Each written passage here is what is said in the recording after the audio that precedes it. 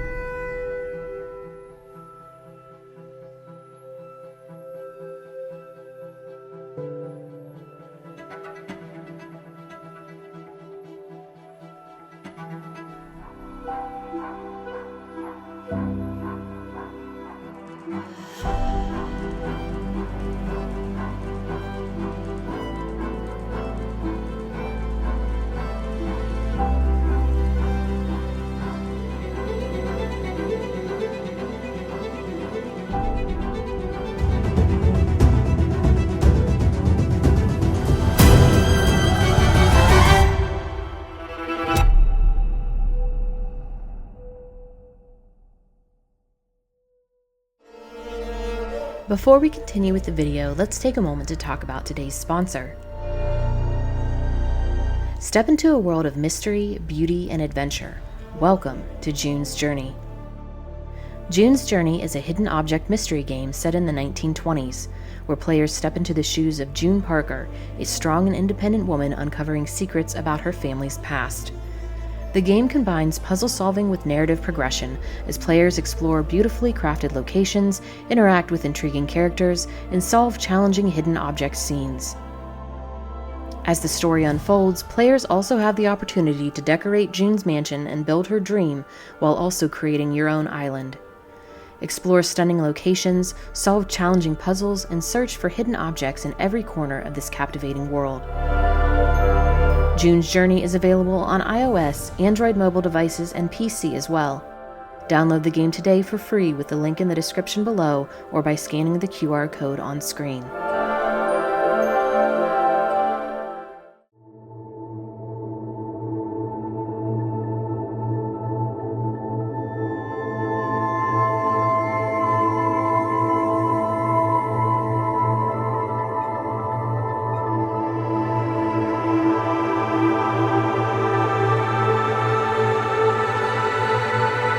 Yeah, a lot of people don't know that there's a rural part of Massachusetts. Not more than an hour and a half from here is Boston. Not more than an hour from here is Albany, New York, the capital of New York. Western Mass is very unique. Once you cross west of I-91, it's pretty much rural. This is one of the oldest mountain ranges in North America. I think it is the oldest mountain range in North America. We're actually in the Hoosick mountain range today, which is part of the Appalachians. And not too far from here is the Catskills, and then only a few miles north of here is the Green Mountains start. You can actually see Mount Monadnock from New Hampshire from here. This was all covered under at least a mile of ice 10,000 years ago, and if you panned the camera around, you would see numerous erratic boulders just sitting here, right here in the woods. Not a lot of old growth trees because New England here has been clear cut. This particular area has been clear cut at least twice, maybe 3 times. Once for shipbuilding and house building, then for farming, and then also for the railroads.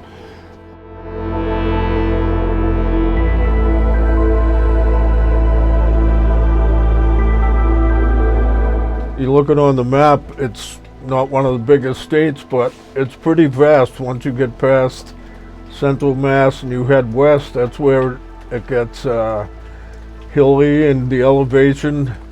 Yeah, that's the opinion of my first trips I went to 20 years ago out to California, the anniversary of the film site, the Patterson film, and people just, there's nothing out there. There's nothing in New England. Not just Mass, but especially Mass. They're like, that's Boston, isn't it? They think of the city, first thing they think of the old colonial city, you know, with all the history and all the, so I think that's where it gets, as soon as you mention Boston, you think of the city, and not like 3 hours away. I'm an hour and a half to John's, who's in Central Mass, then another hour and a half to come up here. So it's, you don't think it's that far, but our accents are totally different. I have the thick Boston accent and he doesn't. So when we've gone places, people pick it right out. I thought you were both from Massachusetts, and well, I'm from Boston, and he's, but yeah, this whole area itself is just, it's totally opposite from the eastern part of the state.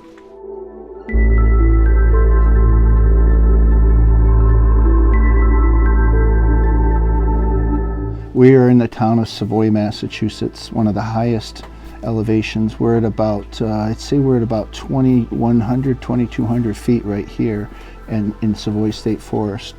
Population of this town is 1,300 people. It's the highest snowfall in all of Massachusetts. I grew up here, one town away, but I'm an active snowmobiler up here, and for many years I ran a groomer for the snowmobile club. Working up here, I know my way around pretty good, but this is about as rural as Massachusetts gets up here.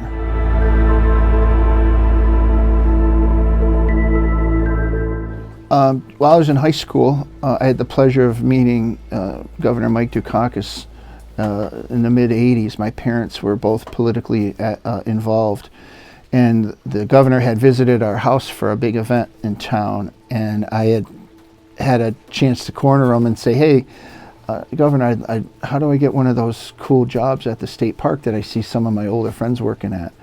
And he said, Jonathan, somebody's going to call you tomorrow. And sure enough, as soon I got home from high school that day. It was towards the end of the year, and there was a message on the phone from a lady in Pittsfield at the headquarters, offered me a job at Natural Bridge State Park, which is downtown North Adams. It's a small tourist attraction with a marble natural bridge, about 10 acres. Wasn't that great of a job. There was half a dozen of us working there, tripping over ourselves all day long. There was nothing to do. We had to charge people $5 to come in and look at this rock, and most people left quite unimpressed. So I did a year there. Then the following year, I got sent to the state skating rink because they were doing some remodeling there. 2 weeks into that, they shifted me up to Clarksburg State Forest, not too far from here. I stayed there for 2 summers, and then they closed it through budget cuts. It was an unimproved campground, so they didn't have running water. They had pit toilets. Maybe 20 people stayed there a year. So then I got sent up here to this beautiful place, Savoy State Forest, one of the largest parks and state forests in the state, and was developed back in the 30s during the Depression by the Civilian Conservation Corps, which ironically my grandfather was a part of, but he was part of the Greylock contingency over there. I think it was the 703 Regiment or the 307 Regiment. I can't remember. I still have some of his tools from there, and I have a couple of pictures from him up there. And then I started working my summers up here. That's what led into me having an encounter up here back in the early 90s.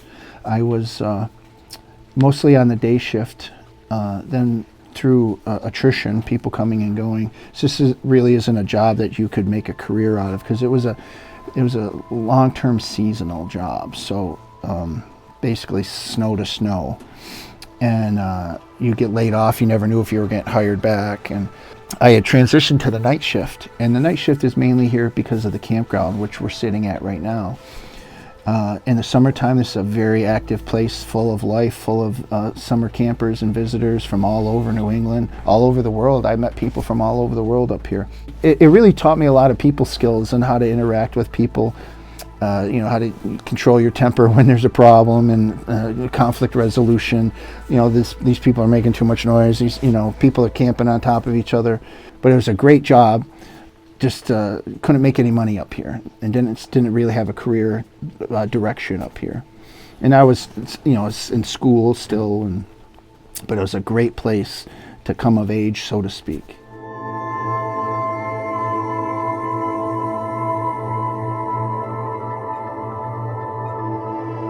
This is Tannery Road, and this was part of my loop coming to check out the day use area down here. And I would come through here with the park ranger truck I'd have to come down here every night unless something kept me from it, an incident or something. So sometimes I would come from one end, sometimes I would come from the other. But this particular night in June of '92, I came from this end, and I'm not quite sure we're going to be able to get through. I don't know if there's any. So it looks like the state already came through and opened it up because these trees have been recently cut. We're going to switch over to four-wheel drive here. And I think we're going to be okay because all the major snow's gone. But this is about as remote as it gets in the Berkshires. I had that particular night, I had an AM radio going. I was listening to the Red Sox play, and it had just rained. So there was that smell of that, I guess the ozone, is that the right term to use? That fresh smell of the rain was in the air. And when you're up here at night, you can't see anything but where the headlights are pointed. So even just what we're doing now, looking into the woods, you don't see anything. And I had a big old loud truck, so I can tell you one thing: Bigfoot was not on the mind. I was far from it. And this is it. This is where it happened, right here. This is the Deus area of Tannery Falls. And I pulled in here, and again, like I said, you can only see where the headlights are. This was a picnic area. I don't know if they still keep it a picnic area or not, but there was always trash barrels down here, and that's what when I pulled up, I noticed the lid was off of the trash barrel again, and there was some trash on the ground. So I pulled up right around here. It's about right where I stopped, give or take, and there was a trash barrel maybe 30 feet in front of me, and then I got out. My Jeep is pretty much where the truck was. Very dark up here. I don't know if you can hear the water running in the background. Back then the foliage was in place as well because it was June, so the rain, it was still a little bit loud here. So I got out of my truck. I had a can liner in my hand because there was trash all over the ground.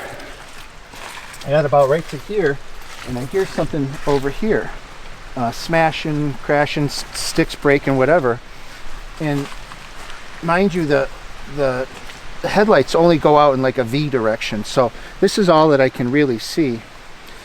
This creature comes sprinting right out from over there, and it heads towards the barrel. It goes between the truck and the barrel, and with its, let's see, it would have been this hand, so it would have been its right hand, it barely bent down and grabbed the bag of trash that was outside of the trash container. So now I'm standing here at the truck, and I was like, what's that thing? So then it runs over here and it stops dead.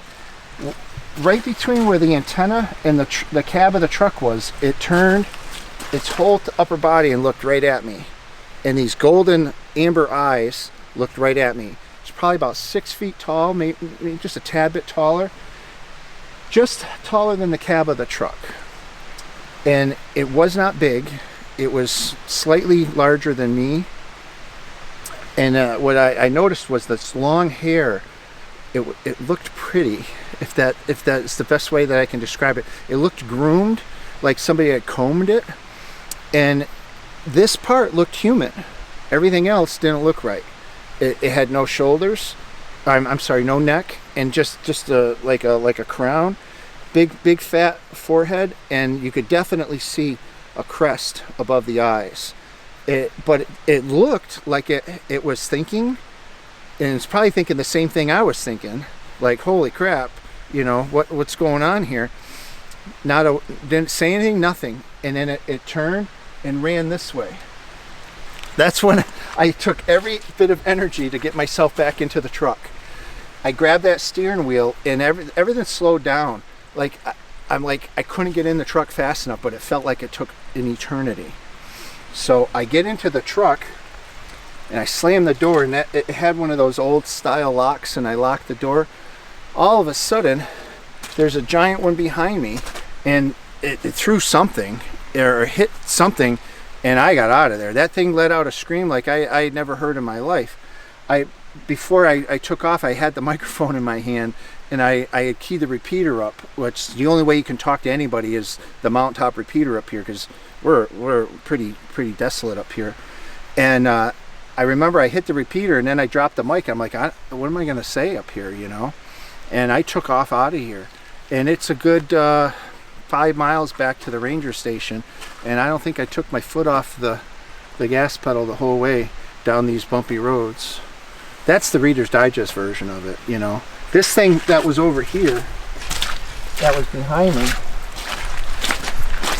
I don't remember that tree. I think that tree is fairly new. It was next to that double tree there. And it was much, much, much taller. And it let out this roar between a gorilla and a lion. And all that I could see was a silhouette of it from the red tail lights. And very, very dim. But whatever that was not the same creature that was over there.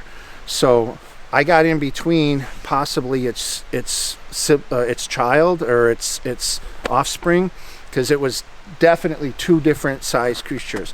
I would classify this one as an adult, and that is a young adolescent juvenile. It just wasn't built like the typical Sasquatch that we hear people talk about. This one was, but that was a young one, and I think it made a mistake. And I think it saw me get the food here in the past, because I came down here several nights in a row, and that top of that barrel was off, and the garbage was spread all around the area. So I'll pick it up, part of my job. And maybe they saw me pick it up the night before or something. I don't know. But I took off out of here, and I didn't come back down here for at least 2 weeks. And that's when I was starting to get in trouble for not coming down here. My logs weren't recording that I was down here, and that was part of my job, was to make sure that somebody wasn't in trouble down here, or somebody wasn't broken down, or we've had campers down here in the middle of the night, or the kids used to, I call them kids now, but they used to burn the picnic tables. They'd have bonfires and they'd burn the picnic tables over here, and you'd come back, there'd be a pile of nuts and bolts, and no picnic tables anymore. But after about 2 weeks, my boss wanted to know why, hey, you're not making your rounds, and that's when I wanted to go to the day shift, and that's when our conversation kind of took a left turn there, and he mentioned to me that I gotta make my rounds, and I'm like, no, I want to go to day shift, and he's like, well, what's going on? And then all of a sudden he just leaned back in his chair and he goes, did you see something down there? And I'm like, what do you mean? He goes, oh, what happened? I said, yeah, I saw something down there. And he reached over to the filing cabinet and he pulled out a file about this thick and hands it to me. It's in like a manila folder, and it's all these handwritten letters and notes that go back 60, 70 years of all these crazy encounters that have happened up here.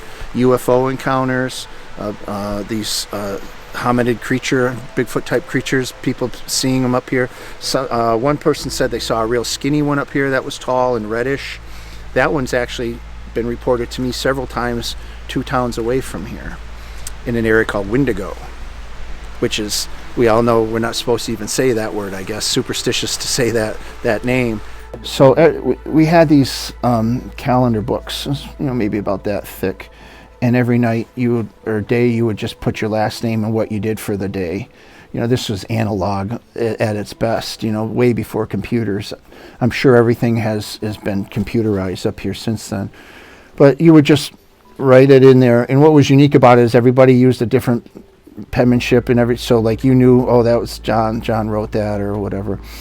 And so like if I had in some type of an event up here, I could say, oh, car fire up here, or loud campers thrown out. I'd put their information in the book. Or if I came across a car out at a day way out, and I'd just write the plate number down, so at least it was documented. And nighttime duties, or if I got here and there was some lawn to be cut or some grass, or I had to repair a toilet or something, all that stuff would go in that way. The boss knew what went on the night before. But I also had a nightly log sheet that I would fill out, and that was just a piece of paper with place to put narrative, your mileage on, your mileage off, what truck number you had, and who it was, and then you signed it, and you could put narratives in there. And my boss liked to know what times I checked certain areas, so I would put fire tower checked at 1840, and if there were cars up there, I would jot the number plates down, stuff like that. But every day there was one of those logs, and I'm told they're in the attic of the ranger station, but nobody has offered me the chance to go back up there in a long time. I saw it probably about 10 years ago, of the night of my encounter. I found it, the 92 book, the red book. I haven't found the ranger logs. They called them, I think they were Ranger Night Log is what it was called, but I did find the red calendar book, and it just said Wilk 4 to 12, unusual event, Tannery Falls. It was in my handwriting, and that's all that book said. Some of the other, you mentioned there were other encounters going back. So that was the file is what I call that. So it was shown to me after my encounter in the bottom drawer of a filing cabinet. That is still somewhere too, and it was unlabeled. It was just a collection of about 3/4 of an inch of handwritten letters, some on stationery, some on postcards, and all of them of some type of a unusual occurrence up here, paranormal, UFO, unknown creature. There was at least 40 to 50 of them. There was also excerpts from the CCC logs that were in there, and one always stands out. This one particular log was from a captain of the Army Corps of Engineers. This is a serious person. And I have to paraphrase this. Hal and Jim were on Bannis Road, which was not far from where we were today. Saw installing guardrail. Saw, 8-foot tall ape man won't go back to finish the guardrail. And this is handwritten in a pencil in 1933. So that's the earliest that I can find for this particular area up here. And that, I got chills just thinking about that now. So that's a pretty good indication that this has been going on a long time up here. If you don't mind me asking, what's it like coming back here? I mean, do you still get weird feelings? I've been back here so many times now, it doesn't really bother me. At night it's different. It's a little different at night. Would you come out here alone at night? Unless there was a reason to, no. No, I would never come out. I never go researching by myself. Mainly because of, I have some health issues, and I just don't see the need to go out in the woods by myself. I'm not trying to prove anything to anybody. So if my friends want to get together, we'll go out and we'll come down here. We grab the therms, and Dave and I like to just drive up and down the roads and therm. And while I'm driving, he can be just looking in the woods, and you'd be surprised what you could catch. So can you vividly remember, this thing making that run? It was so little muddy in here. So the barrel was right about here, and the lid, it's like a 55-gallon drum that we paint, and then we put these little lids with a flapper on it, and it's got a chain, and it was hanging, and it's the same way it was the night before. It was the same way, and there was like a grocery bag tied up here, and that's what it grabbed. It went between the barrel and the truck, and it barely went like this, like barely. Like I would have had to go like this, but this thing, it just whoop, like that, not even that much, just bent its legs. And then when it ran towards the truck, it just took a V-line, obviously probably towards the other creature that was there, but then it just turned like that. And I was like, holy jeez, in those eyes, holy smokes, man. So how far would you estimate that it was from you? Right here, it was right here. So, I don't know, 15 feet? 15 feet away? Yeah, because it's right here compared to over there. Boy, it's coming down. Boy, it wouldn't be a day of Bigfooting if it wasn't pouring and cold out here in the Berkshires,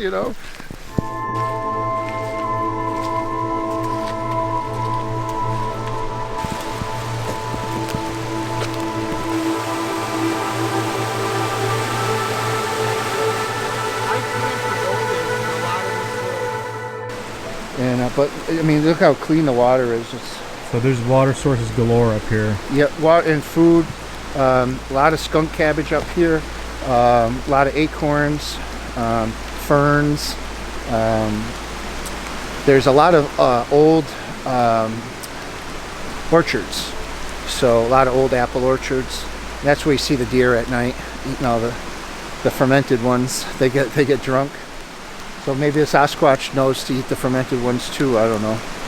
I try not to speculate too much. I try to keep my feet on the ground and stay scientific, you know. This place does bring back a lot of memories. Mostly good working here as a ranger. You couldn't ask for a better job working as a park ranger, getting paid to come out here and interact with the public and enjoy a beautiful place and a natural wonder. You know, you grow up here not knowing it's right underneath your feet, and then you get a cool job up here, and yeah, here I am 30 years later, still here. I thought it was pretty impressive. Again, it fit in with a lot of descriptions, and then seeing the area, he took me to where it happened, and I understood him. I've heard a lot of people that don't talk about it for years that still don't talk about it, and I think he was pretty legit. And seeing two of them, I know other people that have seen multiple, more than one, and like they say, if there's one around, there's probably another one around, and it makes sense that one was smaller than being watched by the bigger one he saw afterwards. Maybe just keeping an eye, making sure, you know, he don't go after it, he don't harm it.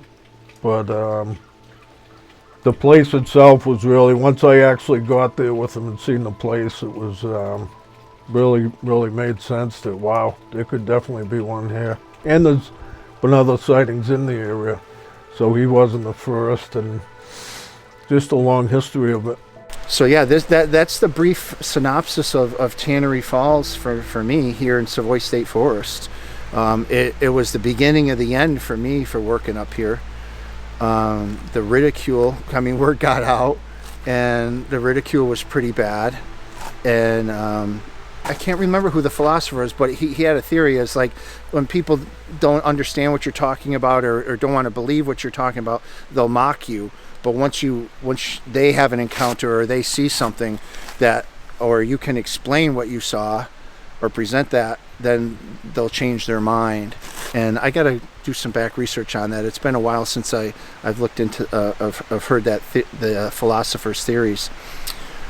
But that's kind of what it turned into, because once I started talking to people in the past 15, 20 years up here who've had encounters, they tell me the same exact thing that I encountered up here. You know, they run into 2 or 3 of them, or you know, they're being watched up here, or they look up on the ridge and they're being watched by 2 or 3 of these creatures. And that's been going on now. I probably only hear about 5 or 10% of what goes on up here. Imagine all the ones we don't hear about. So we document them and we try to find the patterns. We have found some patterns with the time of the year. There tends not to be a lot of activity up here in the winter, Sasquatch related. But one could argue that's because the people aren't here. But there's tremendous amount of snowmobiling that goes on up here. And I run the groomer up here almost every night. I'm constantly looking for trackways. I found something pretty interesting this year, but I ruled it out as a hopping rabbit. That's the best that I could determine, but the snow was just too deep. I don't think there's anything up here in the wintertime because there's no food up here. Even the deer don't really hang around up here too much in the winter. You might find small mammals running around. We have a lot of mink up here, and fishers, which is kind of a form of a mink. There's bobcat and stuff, but there's no vegetation up here whatsoever in the wintertime. So I would think that if something was, if there is a bipedal creature living up here on a regular basis, I think that they migrate somewhere else this time of the year. But it's a working hypothesis. I have very little to back up other than speculation and conjecture, like just about the same way everybody else is. You know, my good friend Dave and I have spent numerous nights up here with groups and by ourselves. We have the roof-mounted FLIRs. We have the handheld FLIRs. We'll just drive up and down the roads. We've been pulled over by the state police before, and turned into a great encounter because the trooper ended up spending about an hour with us, using our equipment, looking around, and we captivated her for a short period of time, and she told us to get lost. But that was one of our favorite encounters. I'm like, you're not going to believe what we're doing up here, you know? And she's like, yeah, Nothing you're right, nefarious. I don't believe you. So could you run me through when you, after this initially happened, all that happened, when was the first time that you... excuse me. When was the first time that you actually came back to this location after that encounter? So it would have been a couple weeks afterwards, because I had to make my rounds. I did not come through here. I just went flying up the road. That was it, you know, just, oh, nobody in here, you know. So I made my rounds, because the last thing I would want to do is report that there was nothing here when, you know, somebody could have been, anything could happen down here, you know. Anytime there was like kids parking here, I'd have to talk to both of them, say, are you here, you know, on your own accord? Are you safe? It would usually upset people that you'd have to ask them, but I'd record the license number, license plate number. You know, I wasn't law enforcement, I was just a park ranger. So, and sometimes if I would find a car parked here, I would call it in on the to the radio room at Mount Wachusett. There was somebody on duty, but only till 10 o'clock. After 10 o'clock, you were on your own. Now they have a 24-hour staff on there now. But I would just call it in. And it was 91, the year before this happened. I'd actually called in a license plate. Turned out it was a serial killer. His name was Louis Lent, and his van was parked on the side of the road up here. And through the course of the investigation, they tracked it back to me, and they interviewed me, and he was pretty spooky, and I don't know, he could have been up to something. There might be somebody up here buried or something, because there's a lot of missing people up here that have never been accounted for. They attributed to 3 people to him. His name was Louis Lent, real creepy dude, and he was up here quite a bit. And I actually ran his plate number one night. So, like I said, you know, I'm up here all by myself. All I had was the radio, so it was a different time. Now the park rangers, they're law enforcement, and they're armed. They're armed, and you know they can, you know, function as law enforcement. But back then, you know, I'm just a young kid up here. You don't think about anything nefarious going on up here. Even that encounter with that guy, that could have went in so many different directions. Whether or not he heard me on the radio, you know, calling in his plate, maybe he changed his mind or something, or you know, what if I had come across him dragging a body out of the van or something? You know, anything could happen up here. And I look back at that, and you know, that was different times, I guess. You know, would I ever take a job up here again? Sure. You know, I'm not as afraid as I am after the fact that happened, because until it happened, I didn't even have it on my brain. Yeah, so tell me about that. Like, what before this happened, you had not really, Bigfoot was not a thing, right? No. The only thing that I can recall is when I was about 6 or 7 years old, I saw that movie Sasquatch, that para documentary thing that I guess you could call it the first mockumentary, with my dad in the movie theater when I was like 6. But there was no Bigfoot on the brain up here. It's Massachusetts. Why would I think that there would be any Bigfoot up here, right? And never heard any folklore. But once I started having the encounters with the people who also have had stuff up here, it really enlightened me about, you know, I dug down the rabbit hole and started looking into the newspaper reports. I'm like, oh my God, how do people not talk about this stuff? And then you know, there's generational gaps where that information goes missing. But what I found is the more I dug, the more people that were experiencing things that I had experienced up here, and people would come to me and say, hey, oh, you're the, you know, first they'd want one of my stickers, you know, and they're like, hey, I got a story for you. My grandmother used to talk about this and blah, blah, blah.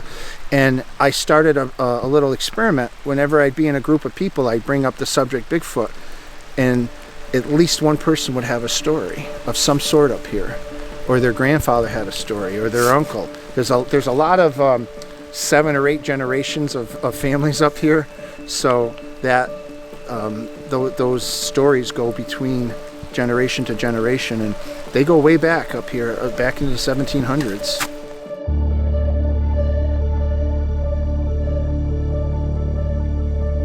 the internet's a wonderful thing. Newspaper.com is one really good resource. So I looked into Massachusetts, and that's when I started finding the older ones, the monster Coca Cola Ledge, the Great Barrington Beast, and there's a couple other nicknames of creatures that were out there.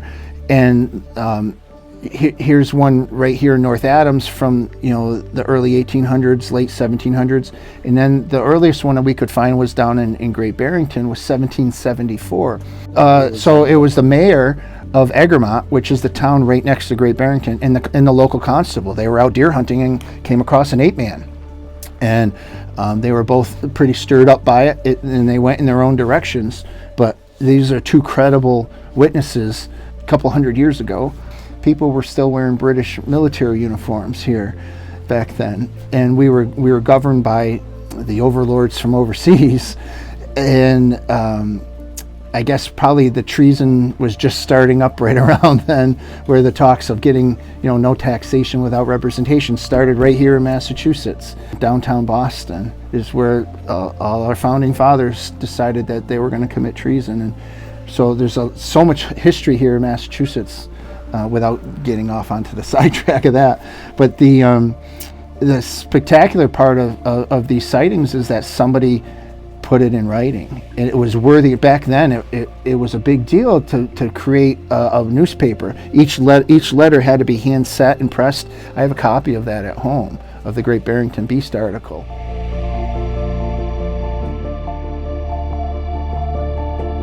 There's a special rock that was painted by a local promoter, and it said Coca Cola on it, and this was many years ago, and people would often hike up there and experience encounters with this ape creature, and they would get chased off the mountain by seeing this creature, and it became a local legend, and a lot of documentation exists of it through folklore, but also in written documentation.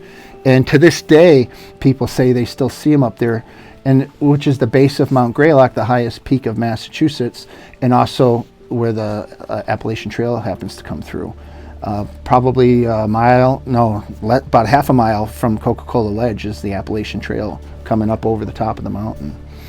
And Dave and I have personally interviewed about 8 different encounters, and within a 5-mile radius of that area, and that which borders the corner of New York, Vermont, and Massachusetts. I've had some great BFRO investigations and some local Squatchachusetts reports out of there, both in Vermont, New York, and Massachusetts. I think it's one of the most active areas in New England outside of Whitehall. I don't really consider Whitehall in New England. They're New Yorkers. That's upstate New York.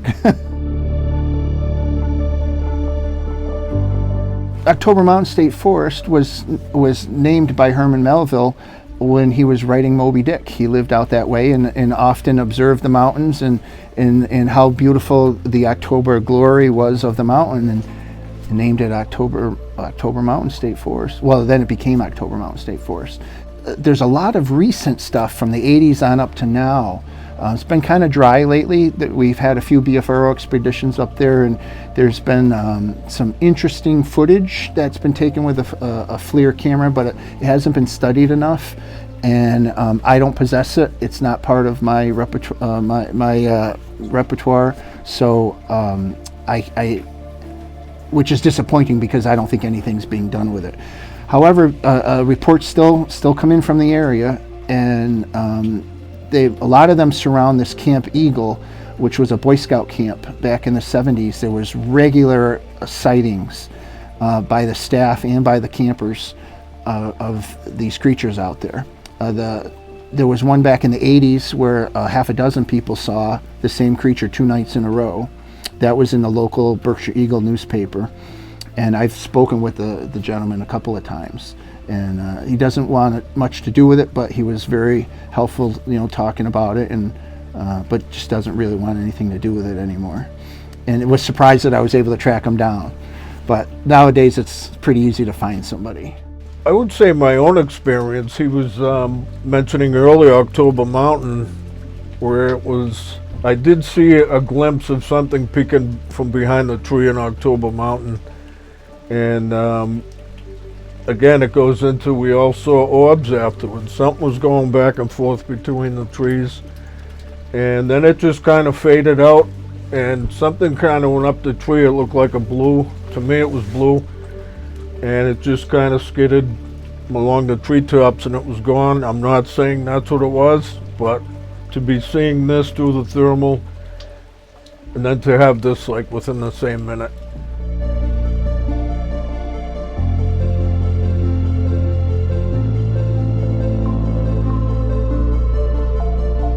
One day I was sitting on the couch, and I just talked with my good friend Dave, and he said, Jesus, you know, there was a group that was going and it kind of fell apart.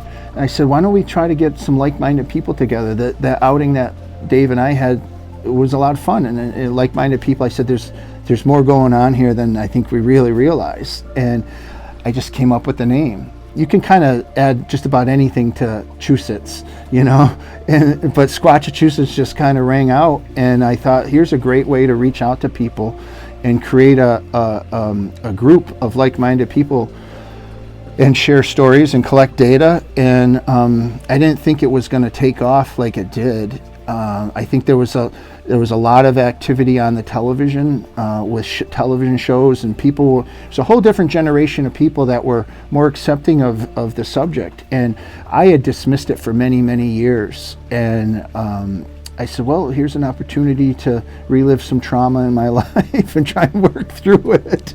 And here we are 15, 16 years later. We're still going. Not as active as I used to be. I have some health problems that have caught up on me, and I wish I could be out here more often. But who doesn't love coming out in 30-degree rainy weather, you know, looking for the most elusive creature on the planet? Because if you're not freezing, you're not squatching. You know, Bigfooting really is boring. It's a lot of sitting around and it's a lot of walking around. But when you're with your friends and you're having a nice day and you got a sandwich in your pocket, and I can think of worse things to be doing. I had an idea of really wasn't no research groups around New England. I was involved with a couple, but mostly out of state. So it was good to get something going in Mass. We were both pretty well connected. Him being from Western Mass, I'm out in the east towards Boston, just north of Boston. As you can tell by my speech, I'm sure. Yeah, we just kind of started meeting people, and once you get your name out there, people coming to us. And once you see, I met some witnesses in eye to eye where you could really feel, wow, there really is something in the state going on that people have been tight-lipped about for years. And you know, I even know a few people that have seen it, and then when someone will tell you, I know someone, then they contact, I don't want to talk about it. Tell them I don't, you know what I mean? They just don't want to get involved with it. They don't want their name on it. But you'll get the occasional anonymous, I know someone who knows someone who, but they don't want the publicity. They don't, you know, they think there's going to be a news crew up there, or people going in and banging on trees and investigators.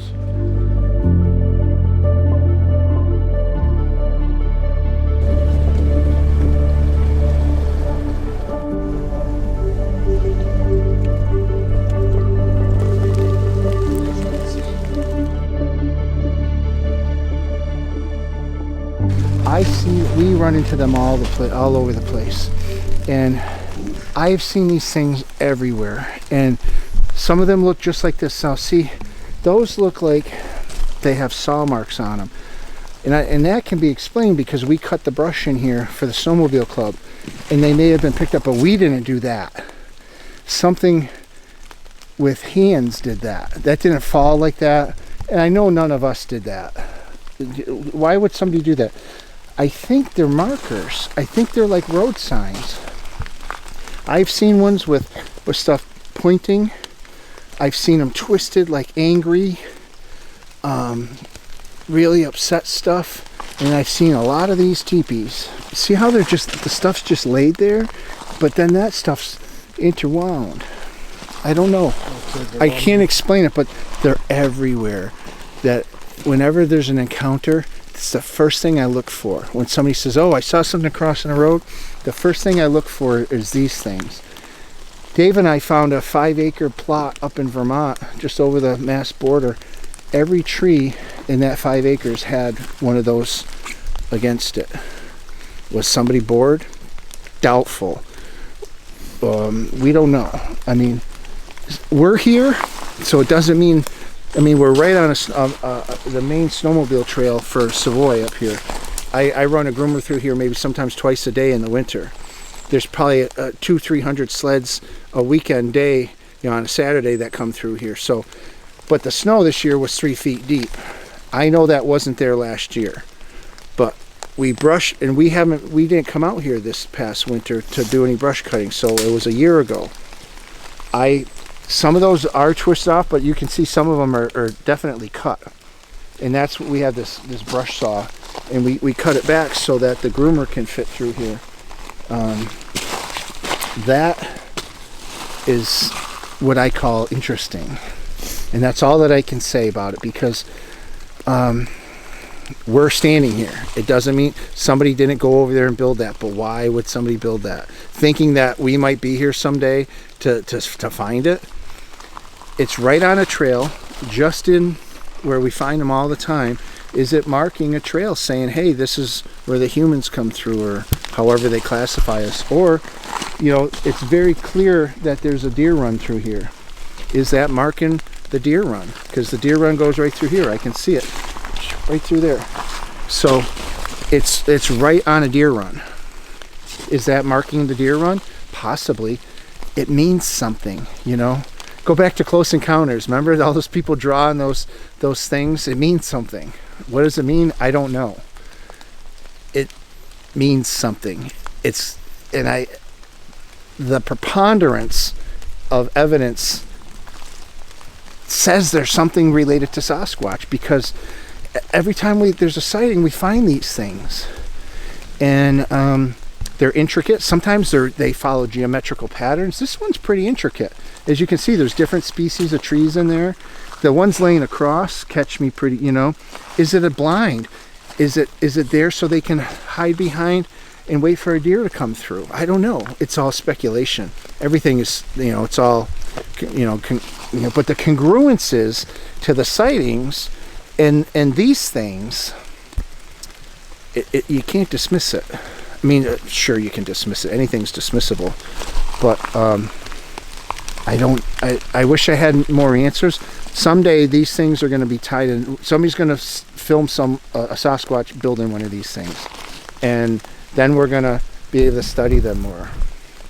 Dr. Esteban said that great apes build these things, different versions of them, to show their strength. They'll take a tree and twist it around to show that there's an alpha male there. We see a lot of those. My friend Cliff comes across them quite a bit. But that is not a natural formation, and nobody can tell me it's a natural formation.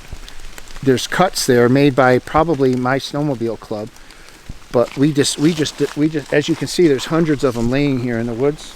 That's us. Like, we'll cut the tree down and just shove it into the woods with the groomer. I don't know. It's hard to dismiss that.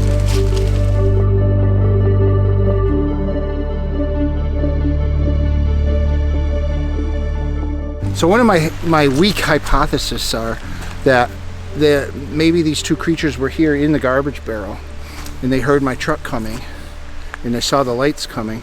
One went that way, the other one went that way, and then when they thought I was going to take the food away, the garbage away, they must have smelled it or something, somebody's day use, and that's when it came out to grab it. And being young and dumb, it made a mistake, and this one was the one that wasn't too happy about it. Just stuff that I've been thinking about for the past 30 something years.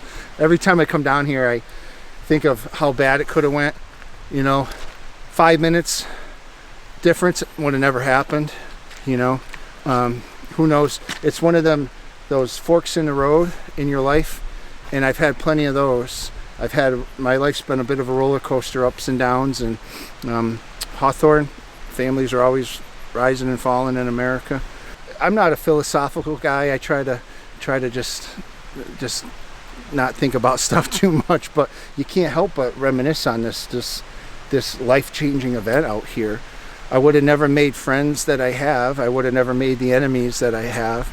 Like I've said before, I've met a lot of great people bigfooting, and I've met a lot of horrible people bigfooting. And the people that don't like me, the feeling's mutual. You can put that on. Now let me ask put that you this. in your documentary. Since we're getting kind of philosophical here, if you had the choice, would you go back in time and, you're 5 minutes late to getting this spot, you never see this, would you change that so you never had this encounter? If I had a time machine? Yeah, if you could go back. I wouldn't worry about Bigfoot. I'd go find Warren Buffett or Steve Jobs or somebody and buy some stocks with what little money I had back then. Money doesn't solve all the problems, but it certainly makes life a little more interesting. But what if I could change this? I don't know. I can't change it, so it's hard to think about that. Do I regret it?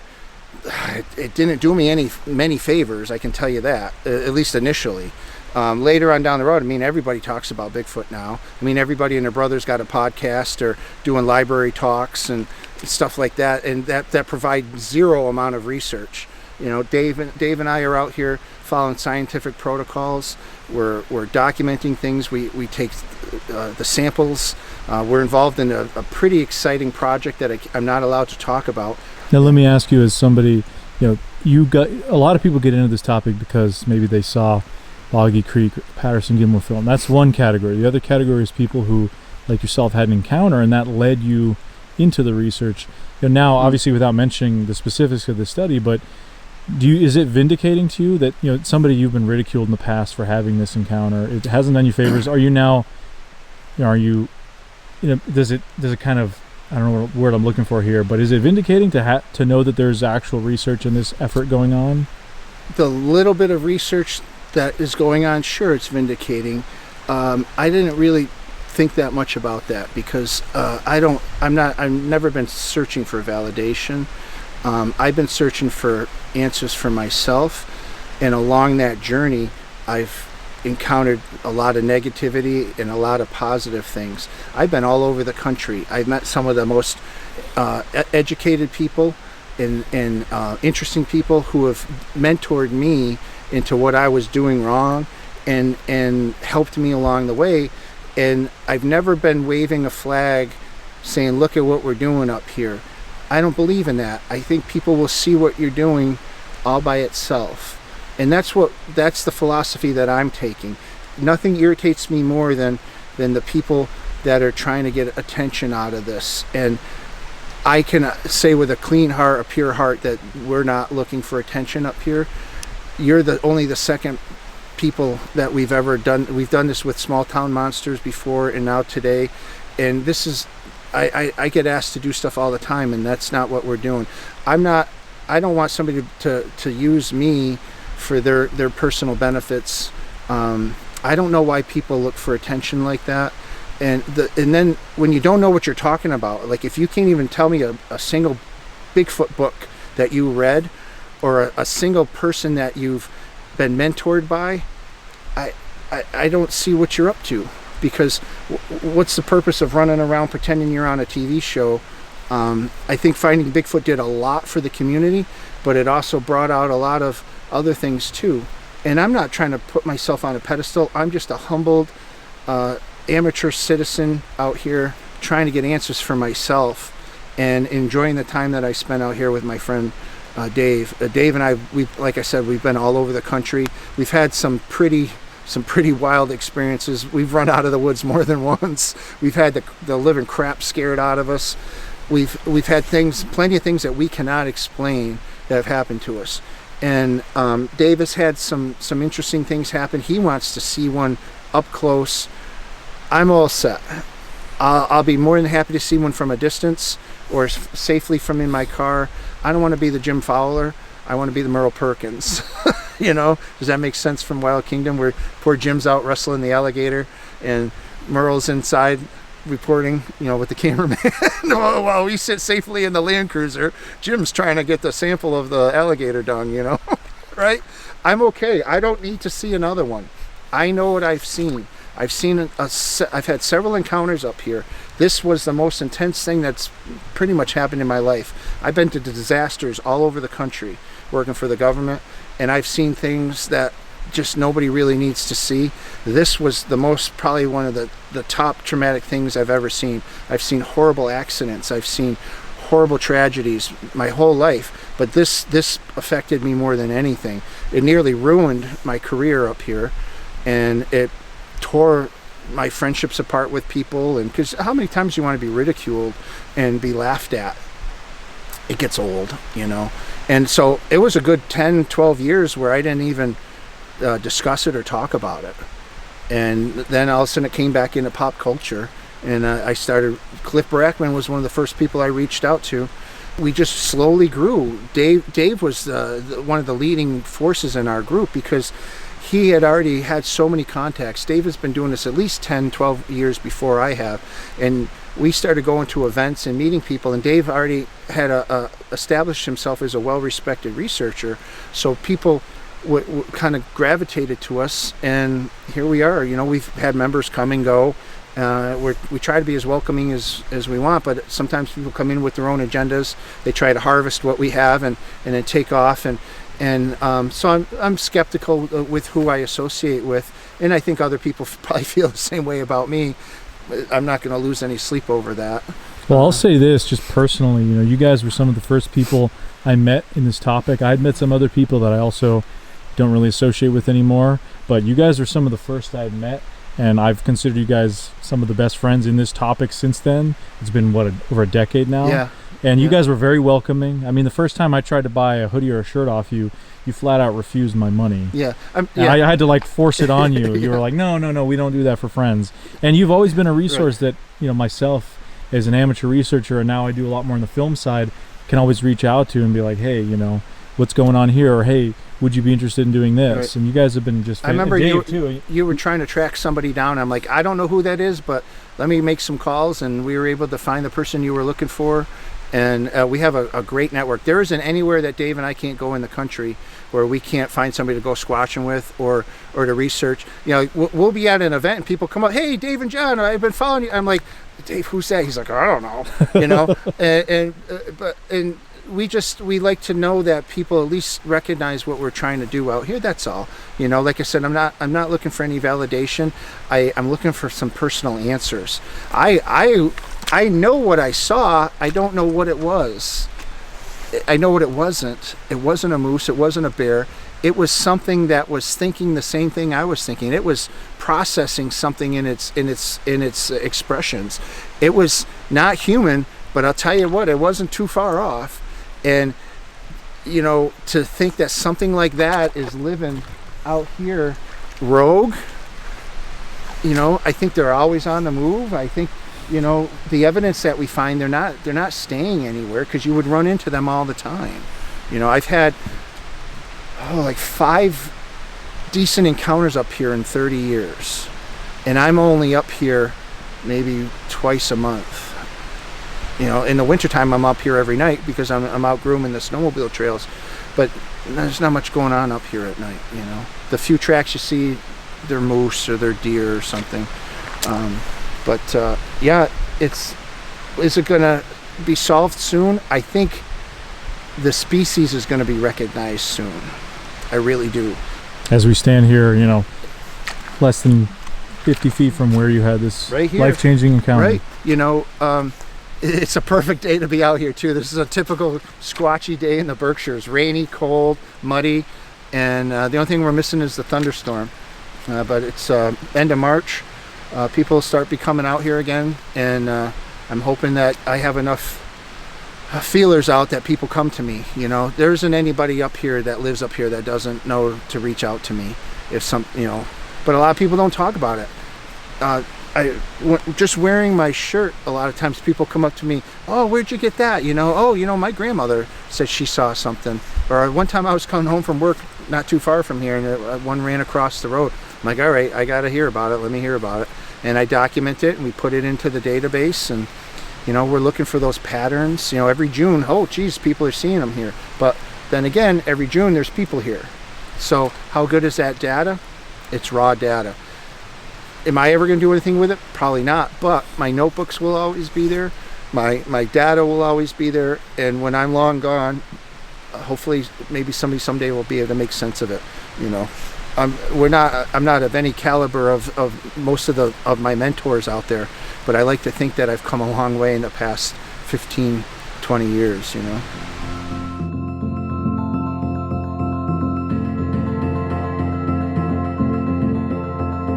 You know, coming up here now, it's been 33 years now, coming up to this June. And just before you started your interview here, I was just getting nostalgic, looking around and I see the water pump station up there. That thing cost me several nights of aggravation, and just all the little things that I can relate to up here. Oh, that's where that little girl wiped her out on her bicycle that time, and I had to give her a Band-Aid. Really nostalgic, but it also does bring up some post-traumatic stress issues. Certainly, going back to that night, certainly that was a life-changing event. You didn't know it at the time, but it certainly steered me. Didn't steer my whole life, but it certainly guided me from different places. I wouldn't be sitting here today talking with you,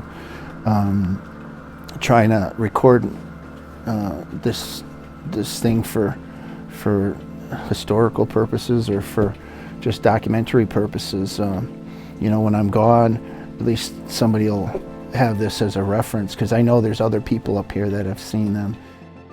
Well, I really think that we are part of an area where these creatures migrate through. I don't think that they're here all the time. Our sightings correlate with everybody else's sightings, because our friend Paul Bartholomew up in New York will have the same encounters within a short period of time as us. So I just think Massachusetts is just a part of the whole Bigfoot migration route. They don't know landmarks. They don't know boundaries.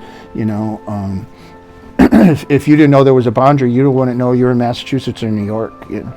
So I just think Massachusetts is it's a untapped, or it's an unappreciated Bigfoot area, is a good way to put it. And even Bobo admitted that. And Cliff as well. Cliff's been out here many times. Those two have been such great mentors to us, along with Dr. Meldrum, Dr. Esteban. There's so many great people. Mark DeWorth was really instrumental in getting us going. I just hope that people would try to get along a little bit better in this community and share their information. But everybody wants to be the next Roger Patterson, that's a needle in a haystack and a pile of haystacks. Join the scientific community, because that's where it's going to happen. No matter how much evidence you come up with, if you don't follow scientific protocol and you don't have the documentation proper, it's not going to stand up. I would say go right to the Facebook Squatchachusetts page, because I know he's had issues over the years with the website, or directly Jonathan Wilk or Dave McCullough through Facebook. Our emails are out there, and we're always looking for any interesting stories, or like we've done a few through the BFRO that they didn't know where else to report it. So it's I know there's more people out there that have seen it that just don't want to talk about it, or I ain't getting involved. I've heard that a lot, that and going to conferences, even out in Ohio, people, just total strangers, coming up asking about it, like, what is this about? And they don't want to bring it up at work or their family. They get laughed at.